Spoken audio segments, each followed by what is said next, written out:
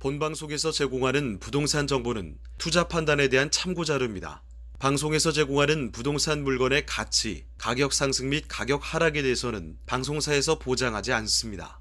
본방송은 간접 광고가 포함되어 있으며 방송에서 나오는 부동산 정보는 출연자와 경제적 이해관계가 있을 수 있습니다.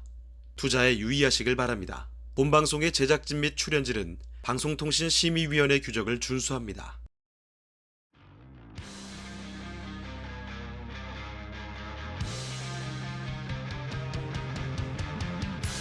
부동산의 모든 고민이 통하는 길 부동산 시그널. 안녕하세요. 진행의 한보람입니다.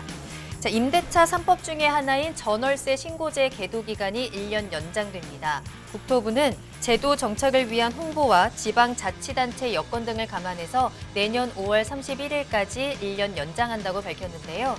전문가들은 임대차 시장의 투명성 확보 등에 긍정적으로 평가를 했습니다만 앞으로 계약갱신 청구권이나 전월세 상한제 같은 나머지 임대차법 개정의 신호탄으로 해석이 되는 만큼 속도 조절이 필요하다는 조언도 나오고 있는 상황입니다. 자, 오늘도 부동산 시그널에서는 여러분의 부동산 투자에 도움이 되는 다양한 정보들 준비되어 있습니다. 방송을 시청하시다가 궁금한 사항 있으시거나 전문가와 조금 더 자세한 상담을 원하신다면 문의 전화 주시기 바랍니다.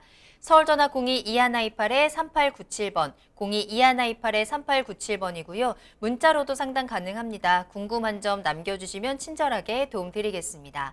그리고 유튜브를 통해서 실시간 참여도 가능하신데요. 유튜브에 토마토 집통을 검색하시거나 주소를 직접 입력하고 들어오시면 되고요. 여러분들의 시그널을 기다리고 있겠습니다.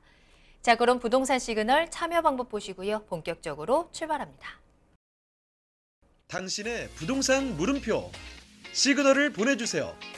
부동산 해결사가 당신의 고민을 해결해드립니다. 첫 번째, 전화 또는 문자를 통해 당신의 궁금증을 속 시원하게 해결해드립니다. 02-2128-3897번으로 시청자 여러분의 부동산 고민을 접수. 토마토 집통 부동산 전문가가 당신의 고민을 해결해드립니다. 두 번째, 유튜브에 토마토 집통을 검색. 유튜브 라이브를 통해 실시간으로 방송에 참여할 수 있습니다. 채팅창에 여러분의 부동산 궁금증을 올려주시면 바로바로 해결해드립니다. 부동산 물음표가 느낌표로 바뀌는 시간. 부동산 시그널. 당신의 부동산의 해결사가 되어드립니다. 네, 오늘 함께해 주실 전문가 소개해 드리겠습니다. 오늘은 A플레이어 파트너스의 정은우 팀장님과 함께합니다. 팀장님 안녕하세요. 네, 안녕하세요. 부동산 종합개발회사 A플레이어 파트너스의 정은우 팀장입니다. 반갑습니다. 네, 오늘도 정은우 팀장님과 함께 부동산 시장의 흐름을 읽어보는 이슈 시그널 출발해 보겠습니다. 자, 부동산 사전적 의미로는 움직여서 옮길 수 없는 재산입니다. 이 움직일 수 없는 부동의 재산을 움직이기 위해서 그동안 정말 많은 움직임들이 있었던 것도 사실인데요. 앞으로 이제 부동산이 어떻게 변화할지 유추하기 위해서는 그동안 역대 정부에서 내놓았던 다양한 정책들과 또 그에 따른 부동산 시장의 흐름들을 파악해보는 시간도 필요할 것 같습니다. 자, 그래서 오늘 저희 부동산 시그널에서는 역대 정부의 부동산 정책은 어떤 것들이 있었고 또 그 정책에 따라서 시장의 흐름이 어떻게 변해갔는지 낱낱이 파헤쳐 보겠습니다. 뿐만 아니라 이러한 부동산의 역사와 데이터를 통해서 앞으로 다가올 윤석열 정부의 부동산 정책이 또 시장에 어떤 영향을 미칠지도 저희가 예측을 해보겠고요. 마지막으로 현재 부동산 시장에 우리가 어떻게 대처하고 어떻게 대응 방안을 마련해야 되는지까지 이야기 나눠보도록 하겠습니다. 자, 그럼 먼저 말씀드린 대로 대한민국 부동산의 역사부터 살펴볼 텐데요. 정은우 팀장님, 그동안 대한민국의 부동산은 어떻게 진행되어 왔을까요? 네, 정권이 바뀌면서 이 부동산 정책에 대한 이슈가 지금 크게 주목받고 있습니다. 말씀 주신 것처럼 오늘은 역대 정권의 부동산 공약과 정책에 따라 어떻게 현재의 주택 규제들이 생겨나게 되었는지 그에 따른 지금까지의 부동산 시장의 흐름을 살펴보고 이를 토대로 지난 10일 출범한 윤석열 대통령의 부동산 정책을 체크해보면서 앞으로 부동산 시장 전망을 알아보는 시간을 갖도록 하겠습니다. 네. 우선 대통령 직선제의 헌법이 개정된 후 첫 번째 대통령인 노태우 정부부터 좀 살펴보겠습니다. 노태우 정부의 과제는 88년도 올림픽의 성공적인 유치와 이렇게 고성장을 이루고 있는 대한민국에서 발생한 주택 가격의 상승을 안정시키는 것이 첫 번째 과제였습니다.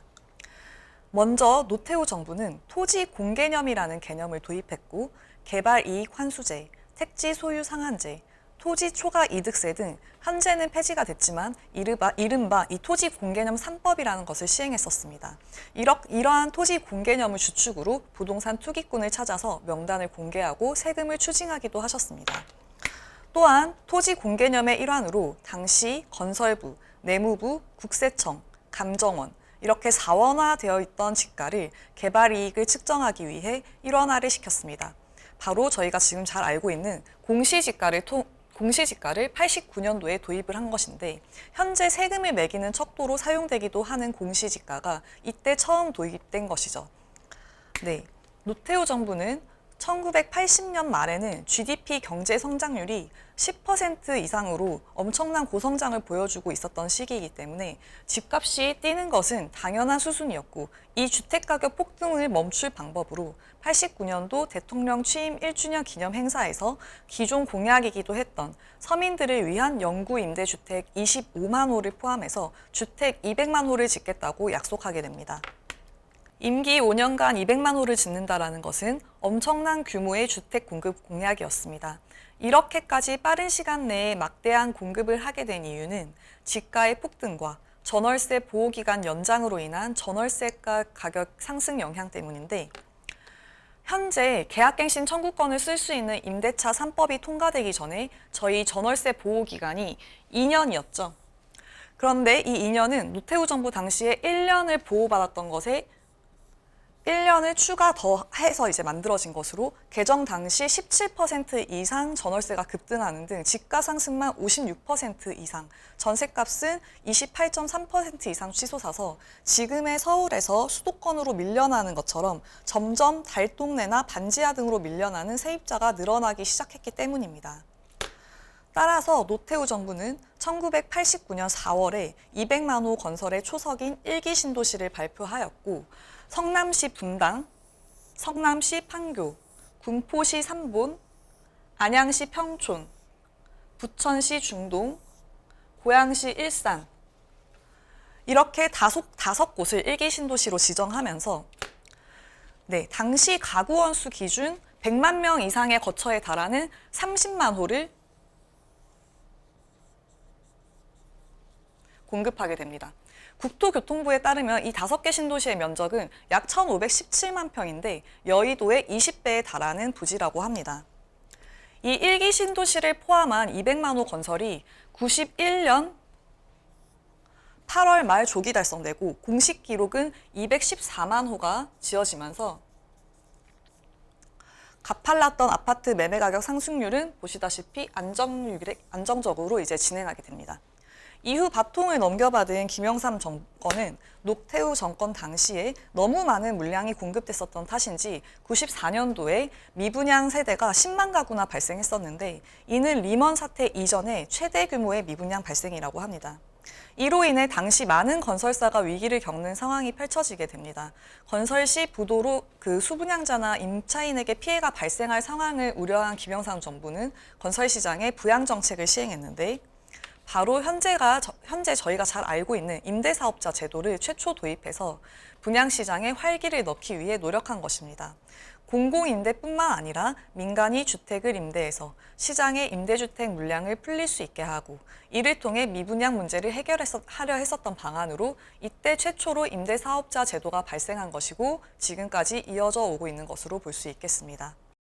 네, 김영삼 정부는 투기와의 전쟁도 선포를 하였는데 93년 3월 금융실명제를 실시한 것에 더해서 95년 3월에는 부동산에 대해서도 실명제를 실행하였습니다. 이때부터 현재 우리가 사용하고 있는 부동산 등기 제도가 최초로 도입된 것이며 탈세, 탈법 등 투기 목적으로 악용되는 명의 신탁을 금지하도록 하는 법 또한 같은 해에 시행되었습니다. 또한 김영삼 정부에서는 주택 할부 금융 제도 도입을 실시하였고 김영삼 정부 말에 도래된 IMF로 인해 건설 및 경기 활성화 대책으로 현재 분양가 상한제라 불리는 원가 연동제를 전면 자율화시켰습니다. 김영삼 대통령 정권 이후에 김대중 정부는 집권을 시작하자마자 이 IMF에 대한 대책을 내놓아야만 했던 당시 상황 때문에 경제를 부양하기 위해 부동산을 활용하는 정책을 펼쳤고 노태우 정부 시절에 도입됐었던 토지 공개념 제도를 완화하였으며 부동산 경기 활성화 대책으로 이른바 국민평형이라고 불리는 84제곱 이하 주택에 대한 양도소득세를 면제하고 각종 세제 혜택과 더불어 청약 재당청도 허용하고 외국인 부동산 투자 규제를 완화해서 부동산 시장을 전면 개방하였습니다. IMF 위기가 이제 경제 위기가 수습되면서 이러한 부양책 효과로 2001년부터 집값이 다시 상승하기 시작했는데 이때 뒤를 이은 노무현 정부는 투기 근절을 목적으로 한 부동산 시장 규제를 내놓기 시작했습니다. 이때 종합부동산세, 재건축 초과이익 환수제가 새롭게 신설이 되었고 폐지됐었던 분양권 전매 제한이 다시 시작되고 자율화됐었던 분양가 상한제 또한 다시 부활하였습니다. 네, 현재 직전 정부인 문재인 정부의 부동산 규제책에 기초가 된 정책을 노무현 정부에서 앞서게 이제 정책을 펼친 것이죠. 또한 이 강남구, 목동, 분당, 편촌, 용인을 이제 버블 세븐이라고 부르면서 이 지역의 대출 규제를 포함한 규제를 추가하였습니다.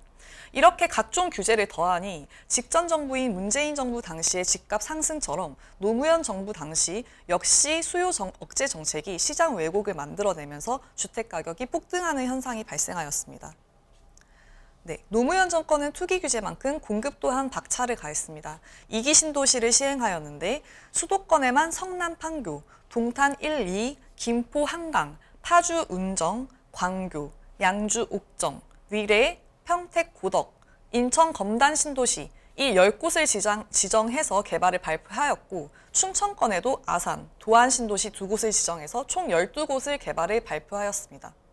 네, 이 수도권의 10개 신도시에 공급되는 물량만 총 54만 5천 호 수준으로 1기 신도시의 약 2배 가까운 물량이었고 이를 통해서 임기말 주택의 안정이 좀 가시화되는 듯 하였습니다만 이 1기 신도시는 서울에서 이제 반경 20km 이내에 건설되었었던 것에 반해서 노무현 정부가 실행한 2기 신도시의 경우는 판교 위례를 제외하고 서울에서 반경 30km에서 40km 정도 떨어진 곳에 건설이 되어서 교통 대책에 이제 진척이 없는 신도시들이 있어 서울로 쏠리는 주거 수요를 분산하는데 실패했다는 평가를 받으며 추후 이명박 정부 때 또다시 찾아온 경제 위기로 인해서 미분양 분량의 씨앗이 되기도 합니다.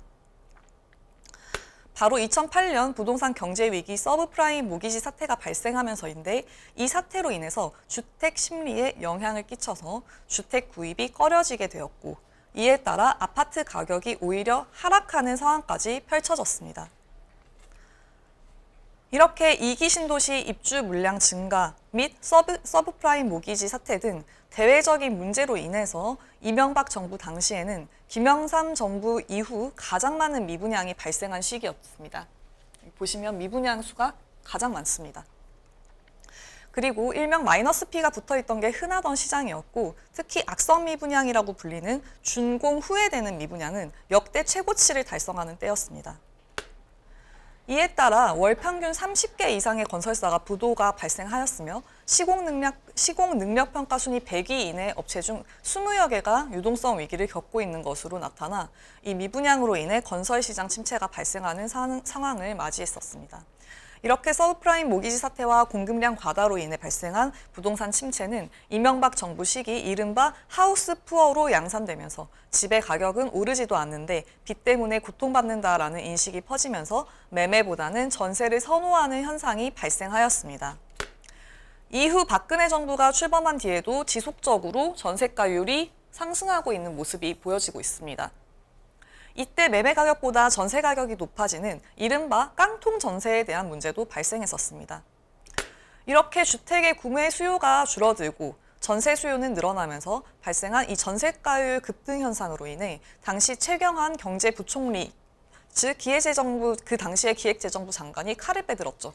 빚내서 집 사라로 유명한 일명 초이노믹스의 시작의 발판이 되었습니다. 이는 침체된 부동산을 LTV와 DTI를 완화시켜 거래를 활성화시키고 가계의 유동성을 일으켜 내수를 활성화하는 것이 목표하는 정책이었습니다. 이후 부동산 시장은 다시 서서히 회복세를 보이기 시작했습니다.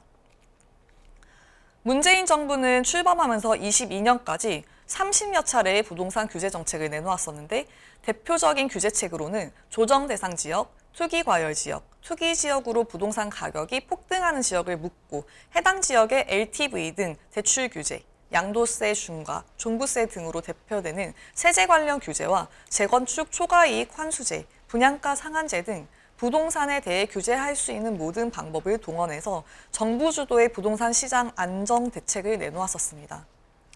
네, 이는 박근혜 정부와는 정반대되는 정책이라 볼 수 있겠습니다. 박근혜 정부 같은 경우는 빚내서 집 사라였는데 문재인 정부의 대표적인 워딩은 시간을 드릴 테니 집을 파세요였습니다. 그만큼 정부가 시장에 개입을 하겠다라는 의지를 드러낸 것입니다.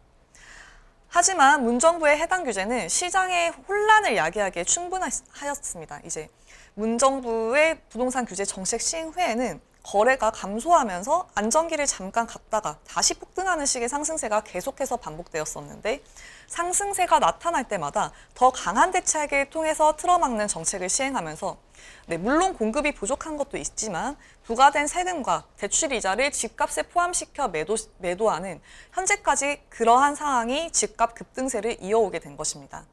대표적으로 조정 대상 지역, 양도세 중과, 다주택자 규제, 금융으로는 LTV와 DTI를 강화시키고 청약 가점제를 요건을 강화시키는 등 17년도 8월 2일 대책 이후로 급감한 부동산 거래에서 인해서 부동산 시장이 살짝 안정화되는 모습을 보이긴 했으나 바로 1년 뒤에 폭등했습니다. 이 폭등을 이유로 더 강한 대책을 종부세, 양도세 면제 강화, 다주택자 주담대 금지를 내세우면서 2018년 9월 13일에 대책을 시행하고 그 이후에 다시 안정된 모습을 보이다가 폭등하고 또 규제를 내놓고 또 폭등하고 규제를 내고 또 폭등하는 등 이렇게 반복했던 사례가 대표적이라고 할 수 있겠습니다. 여기까지가 이전 대한민국 정권이 부동산의 공급과 더불어 각종 규제책들을 어떻게 탄생시켰는지 알아볼 수 있는 시간이었고 이 규제책과 함께 리먼이나 코로나 등 세계적인 천재지변 이슈가 함께 일어날 경우 집값에 어떤 영향을 미쳤는지 즉 전체적인 부동산 사이클이 어떻게 돌아가는지 파악해 볼 수 있는 시간이었습니다. 다시 한번 요약을 해보자면 막대한 공급이 있었던 1기 신도시 때 공급 때 집값이 하락되거나 안정되는 양상을 띠면서 가장 확실한 부동산 대책으로 작용하는 것으로 나타났고 경제 대공황인 IMF 때나 2004년 닷컴 버블, 2008년 리먼 브라더스의 영향에 따라 금리 상승으로 인해 외야가 빠져나가면서 디플레이션이 오면서 실물자산의 대표인 부동산 값이 떨어지는 현상도 살펴볼 수 있었습니다. 이때 규제를 완화하면서 부동산 거래를 활성화시키고 다시 안정화를 되찾는 모습 또한 지켜볼 수가 있었습니다. 앞선 정부들의 사례로 공급과 완화의 적절한 밸런스가 가장 확실한 부동산 대책으로 작용하는 것으로 나타났고 반대로 부동산 투기 근절을 목적으로 제한시킨 규제책은 오히려 집값의 급등을 일으키는 등 시장의 혼란을 가지고 온다는 것을 알 수가 있었습니다. 네, 경제 발전과 함께 주택 가격이 급등했던 노태우 정부부터 우리 직전에 문재인 정부까지 역대 정권들 모두 각각의 부동산 시장에 다양한 문제와 위기가 있었고 이를 해결하기 위해서 부단히 노력을 해왔습니다. 규제와 공급 사이에서 정말 다양한 정책들이 나왔고 지금 윤석열 정부도 마찬가지입니다. 대선 때부터 다양한 부동산 공약들을 내놓으면서 주목을 받았는데요. 자, 그렇다면 윤석열 정부의 부동산 정책들, 부동산 공약에는 어떤 것들이 있었는지 좀 살펴보도록 하겠습니다. 자, 정은우 팀장님, 윤 정부의 공약에는 어떤 것들이 있었고 그 공약들이 얼마나 실효성이 있을까요? 네, 여러 가지 외부 요인과 더불어 이제 정부의 정책에 따라 부동산이 요동치는 과거를 지금까지 보았으니 말씀 주신 대로 새로운 정부가 출범한 지금 앞으로의 부동산 전망은 어떻게 될 것인가를 좀 살펴봐야 될 것 같습니다. 윤석열 정부의 부동산 정책은 크게 공급 대책과 세제 규제, 완화, 신혼부부 청년을 위한 공약으로 나눌 수 있습니다.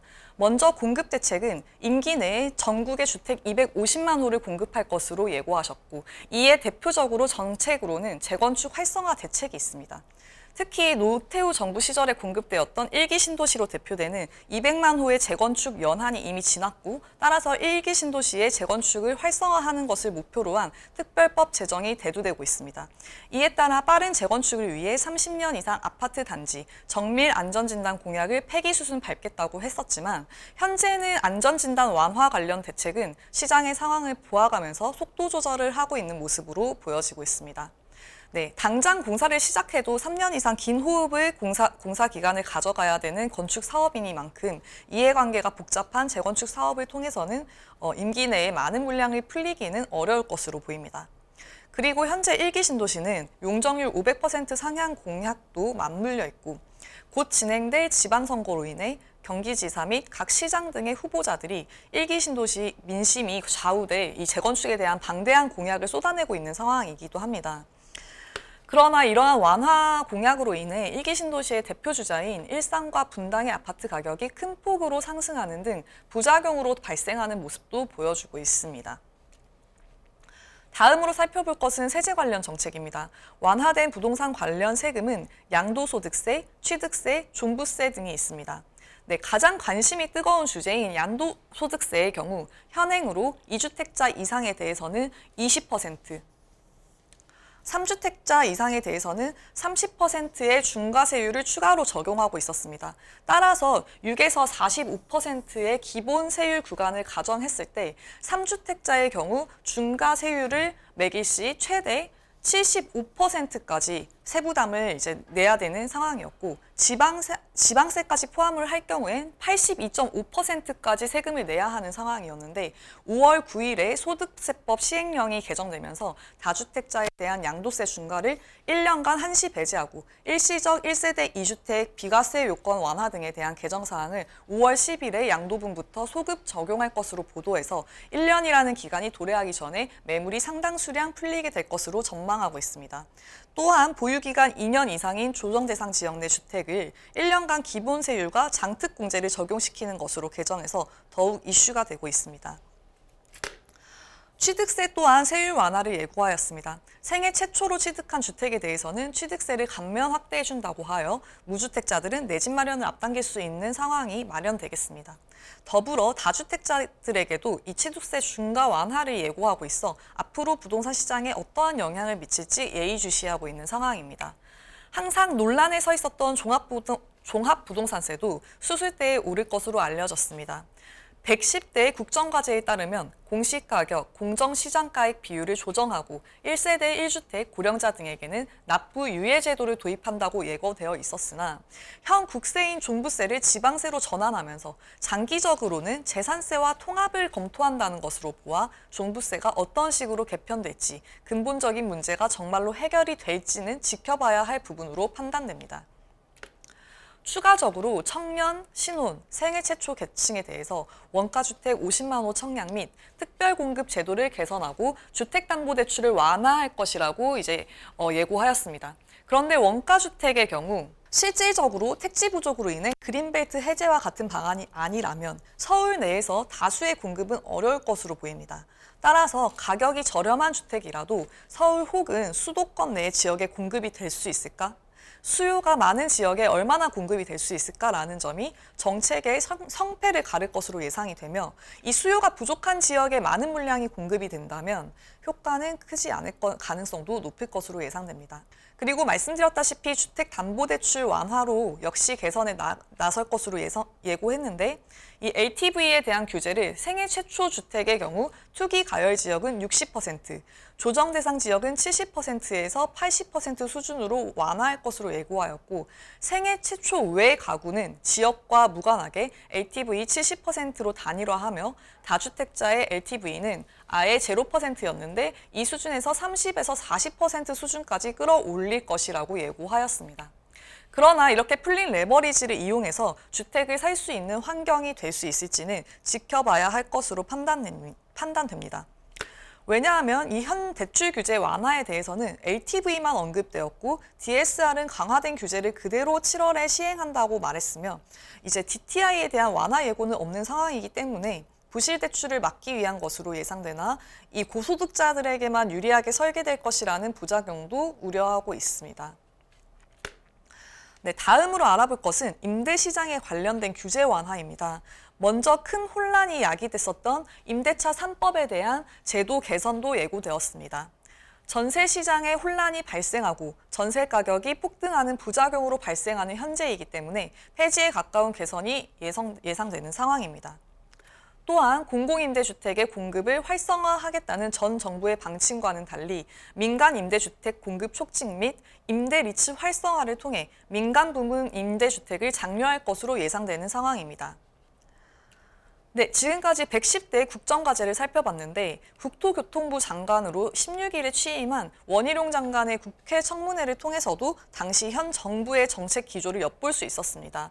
바로 규제 완화를 통한 시장 원리 회복, 공급 확대를 통한 집값 하향 안정화 등이 필요하다는 의견을 내비친 것인데 청문회 이후 취임식에서 또한 현대판 주거 신분제를 타파하겠다고 전하였습니다. 110대 국정과제와 더불어 국토교통부의 장관의 메시지를 봤을 때 문재인 정부의 정책과는 반대로 가는 정책으로 이어질 가능성이 매우 높은 상황으로 예상됩니다. 특히 가장 변화된 부분은 전 정부의 초기 국토부 장관이었던 김현미 전 장관의 발언과 정반대되는 의견을 냈다는 것입니다. 김현미 장관의 경우 집값 과열 양상은 공급 부족에 있지 않다라는 의견을 내비쳤는데 이것은 반대로 말하면 공급은 충분하지만 부동산 가격이 폭등하길 원하는 투기를 조장하는 세력이 있고 이 때문에 부동산 가격이 올랐다. 이러한 투기 세력을 견제하며 이제 시장 안정을 만들겠다가 지난 정부의 기조였습니다. 이와 반대로 원희룡 장관의 발언은 이념을 앞세운 정책을 버리고 공급을 앞세운 실용주의를 실현하겠다라는 발언이었습니다. 네, 따라서 종합적으로 정리를 해보자면 새로운 정부에서는 공공 중심의 주택 공급과 공공 임대주택을 장려했었던 기조에서 민간 중심의 주택 공급과 민간 임대주택으로 바뀔 것, 그리고 정부 중심의 정책에서 시장 중심의 정책으로 바뀔 것으로 예상되며 또한 과세 정책에서 감세 정책으로 바뀔 것으로 예상할 수 있겠습니다. 이렇게 시장 중심의 부동산으로 변화된다면 지금까지 급격하게 상승된 시장 왜곡을 막을 수 있을 것으로 예상됩니다만 현실 대외 정세는 우크라이나와 러시아 전쟁으로 인해 공급망에 차질을 빚고 있는 상황입니다. 즉 민간 중심으로 공급을 늘리겠다고 예고를 하였지만 민간에서는 원자재 가격 상승 사업성 저하로 이어지기 때문에 공급이 제한될 여지가 충분하고 이에 따라 더욱더 250만 호 공급 공약이 실현될 수 있을지는 미지수인 상황입니다. 네, 또한 미국이 3% 수준까지 금리 인상을 예고한 것으로 인하여 대한민국 역시 금리를 지속적으로 끌어올릴 수밖에 없는 상황이 예상되는데 경제 상황이 좋지 않은 상황에서 금리를 끌어올리는 것이 불황의 트리거가 될 수 있다는 점에서 많은 우려가 나오고 있는 상황이기도 합니다. 현재 주택담보대출 금리가 7% 시대가 열릴 것이라는 우려도 있습니다. 그럼에도 소비자들은 당장의 이자 부담보다는 추가 집값 상승에 더 무게비중을 보고 있는 현황입니다. 국제금융협회 보고서에 따르면 현재 한국의 가계부채 비율이 세계 1위에 올랐다고 알려져 있는데 이렇게 늘어나는 가계부채로 인해 대출 규제 완화를 언제까지 추진할 수 있을 것인지에 대한 두려움에 더욱 대출을 받을 수 있을 때 받아야 한다는 영끌 심리로 작용하는 것입니다. 특히 다주택자들은 오른 금리만큼 월세를 올리거나 전세 전환을 통해 수익률을 맞추려고 할 것이고 이에 따라 더욱 집값이 상승할 수도 있다는 우려가 일고 있어 대출이 높더라도 현재는 내 집 마련은 한 채는 하자라는 수요가 더욱 높아지고 있는 추세입니다. 어느 때보다 부동산 안정화가 최우선 과제로 떠오른 시점에서 출범한 윤석열 정부인 만큼 지금 이렇게 내놓았던 여러 가지 부동산 공약들이 어떻게 현실화될 수 있을까, 또 이 공약들이 현실화된 이후에 시장에 어떠한 긍정적인 효과를 가져올 수 있을까, 이 부분에 많은 주목이 되고 있는 상황인데요. 앞으로 시장에 대한 여러 가지 변화가 예상되고 있는 상황에서 시장은 아직까지는 숨죽이고 기다려보는 상황입니다. 자, 그렇다 보니까 많은 실수요자들 그리고 투자자들이 지금이 과연 내 집 마련을 하기에 적절한 시기일까라는 고민도 커지실 것 같은데요. 자, 그렇다면 지금 시장에서, 현재 부동산 시장에서는 어떤 대처 방법들을 찾을 수 있을지 그 부분이 좀 궁금한데요. 네, 말씀 주신 대로 살펴본 정책과 부동산 흐름에 따라 현재 부동산 시장을 대처하는 방법에 대해서도 정리를 한번 해보겠습니다. 현재의 상황은 과거처럼 부동산 규제를 완화했을 때 시장이 안정됐었던 상황과는 조금 다른 부분이 있습니다.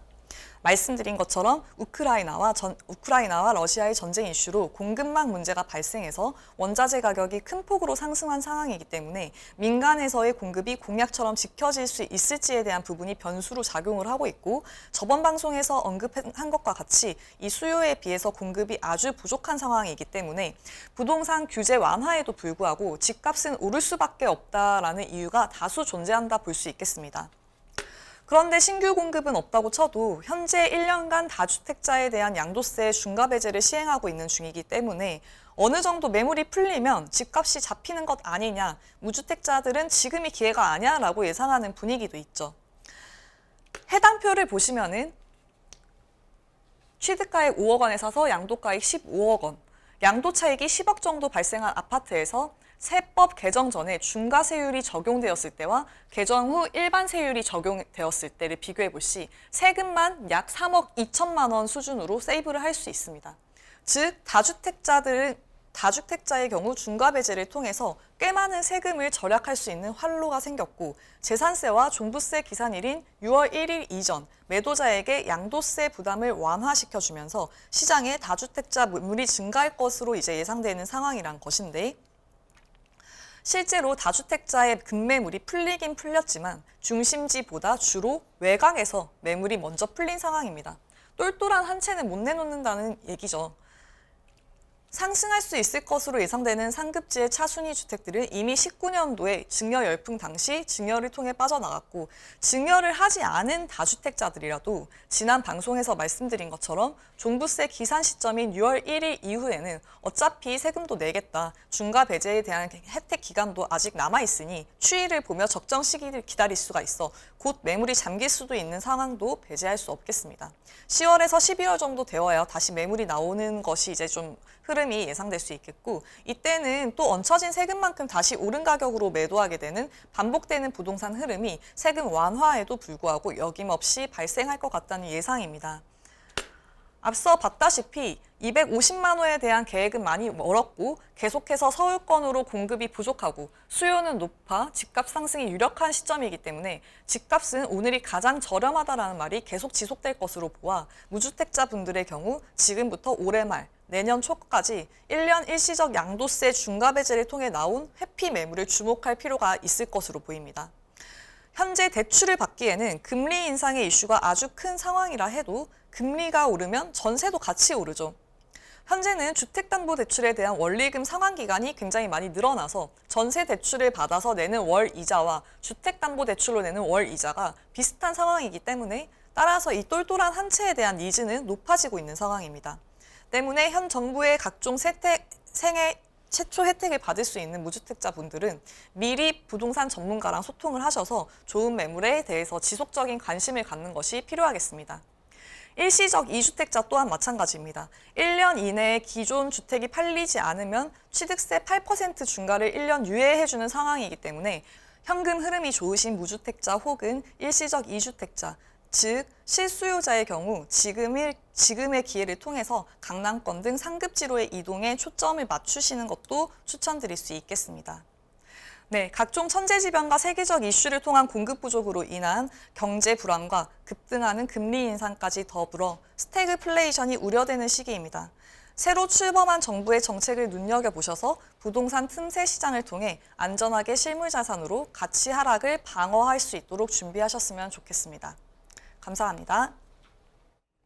네, 이렇게 오늘 정은우 팀장님과 함께 그동안 부동산 시장의 과거와 현재 그리고 미래까지 예측해 볼 수 있는 시간을 전해드렸습니다. 계속해서 변화하는 부동산 시장 속에서 내 집 마련의 그 틈 그리고 기회들을 꼭 잡아보셨으면 좋겠습니다. 자, 그럼 오늘 다양한 도움 말씀 주신 정은우 팀장님과는 여기서 먼저 인사드리겠습니다. 팀장님 오늘 감사합니다. 감사합니다. 네, 전반적으로 숨죽이면서 보냈던 5월 시장이 지나가고 이제 6월이 다가오고 있습니다. 6월에는 새 정부의 부동산 개편의 움직임이 조금 더 본격화될 것으로 보이는데요. 변화에 미리 대비하는 것 그리고 그 변화에 빠르게 대응하는 것이 중요하겠습니다. 여러분의 부동산에 혼란이 커지지 않도록 부동산 시그널에서 계속해서 올바른 시그널을 보내드리고 있습니다. 방송이 끝난 이후에도 상담 접수 계속 열려 있으니까요. 여러분들의 시그널을 계속해서 보내주시기 바랍니다. 서울전화 02-2128-3897번, 02-2128-3897번이고요. 전화와 문자 편하게 이용하시기 바랍니다. 또한 유튜브 실시간 채팅도 열어두겠습니다. 유튜브에 토마토 집통을 검색하시거나 주소를 직접 입력하고 들어오시면 되겠고요. 또한 저희 프로그램은 토마토 집통 홈페이지를 통해서 무료로 다시 보기 이용하실 수 있습니다. 또한 여러분들의 다양한 시청 소감도 남겨주시기 바랍니다. 자, 그럼 저희는 다음 이 시간에 더욱더 알찬 정보 가지고 돌아오겠습니다. 시청해주신 여러분 고맙습니다.